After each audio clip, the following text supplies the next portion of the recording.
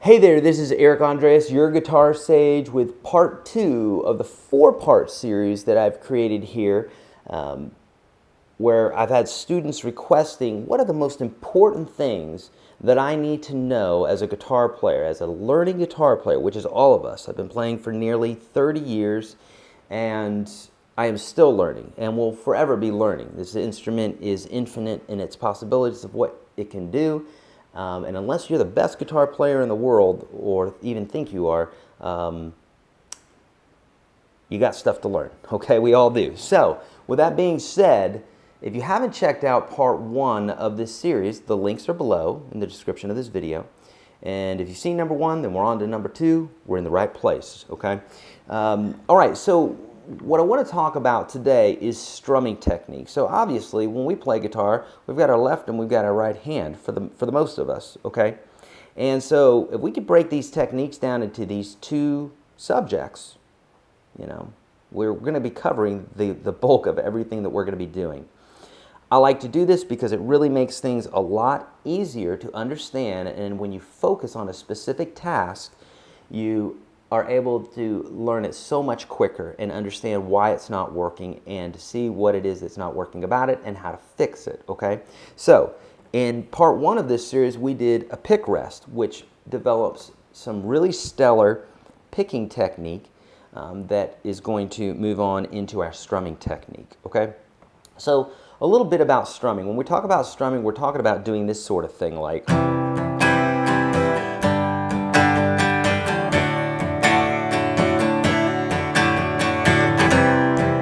So basically, this is this right hand technique, or strumming hand technique, that we're talking about, which allows us to have that rhythm and that great sound. You can do this with electric or acoustic. Obviously, today we're using the acoustic. But there is a protocol, there is a technique and a way to think about this, timing-wise and everything, that will really lock in your strumming, okay? So this lesson is going to specifically be talking about that technique, okay? So most songs are in 4, or what we could say 4/4. So if we have a song that goes like 1, 2, 3, 4, we're counting like that. 3, 4, 1, 2, 3, 4. The drums would be playing like 1, 2, 3, 4. This would be the hi-hat. And this would be the snare. 1, 2, 3, 4. The snare is usually hitting on the 2 and the 4. And so we want to think about this same bit when we're strumming. So the first thing to practice when we're strumming, and by the way, for this whole technique here, I'm just going to be taking my left hand, laying it on the strings as light as a feather, so that when I do strum, I just get that percussive sound instead of a chord or instead of that sort of nasty sound, okay? So just mute real lightly with the left hand. And the first basic strum we want to do is just all down strums, which will be on all the downbeats. Downbeats are the numbers when we're counting, like 1, 2, 3, 4. It's when our foot hits the ground. When our foot comes up, that's an upbeat. So 1, and, 2, and, 4, and. Okay? Those ands are upbeats, and that's when we strum up. Our foot's coming up, our hand's coming up. And it's good to get in tandem or in sync, okay? So the first bit would be going 1, 2, 3, 4. Now notice, when we do this technique, our hand is coming past the strings on the upbeat, and, but we're just choosing not to hit the strings.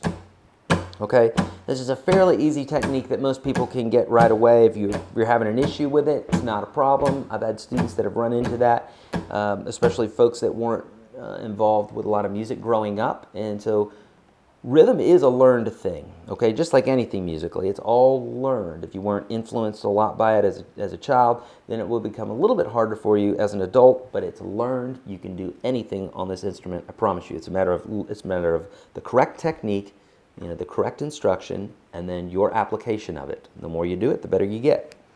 Okay, so again, 1, 2, 3, 4. Super important to count, at least in the beginning. 1, 2, 3, 4. This gives you a sense of timing, and it makes you more aware of the beat as you're doing it. Okay? The second strum would be on the ands, since our hand's coming up already, now we're just going to choose to hit the strings on the way up. So 1 and 2 and 3 and 4 and 1 and 2 and 3. Now notice we didn't do anything different with our strumming hand except we're hitting the strings on the way up. Before we were just doing this, our hand was moving the same speed it was moving when we were doing this. It's just we're hitting the strings on the way up. A lot of people will try to double up like this. Try not to do that. You just want to go down, up, down, up, down, up, down, up, down, up. Okay, so this basic strum is what all strums are built upon. Okay, now there is a myriad of different ways that we can strum, a myriad of different techniques. For instance, let's say we saw, and this one documents in the free ebook that's at YourGuitarSage.com, but I talk about these different strumming rhythms, and I have a battery of different strumming rhythms that you can do. This first one is the 1, 2, 3, 4, and then there's the 1 and 2 and 3 and 4 and. But there's other ones, and depending on what is written in that rhythm is how you'll strum. For instance, a very common one is 1, 2 and 4 and. This is common for rock, country, blues, all sorts. It goes like this: 1, 2 and 4 and 1, 2 and 4 and. Okay. Now this one may take a little bit of time for you to develop, but basically the 1, 2 and 4 and. So the and of 1 is missing, and the 3 is missing.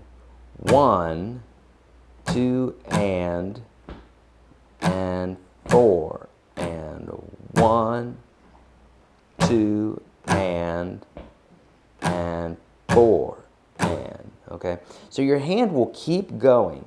That's the thing to remember on any rhythm that you're doing for any song. Your hand, if you keep going and hit the strings when you're supposed to hit the strings, but make sure you keep that hand going like a metronome. If you don't, it's really going to upset the apple cart in your strumming hand. Okay, so all right, so much to talk about.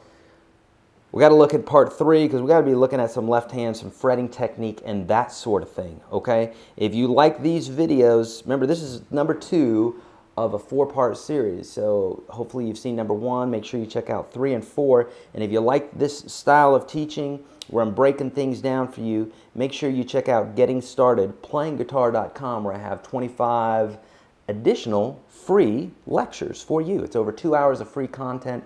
Check it out. You can't find it anywhere else on the web, but there, Getting Started, playingguitar.com. Let's check out number 3. Links are below.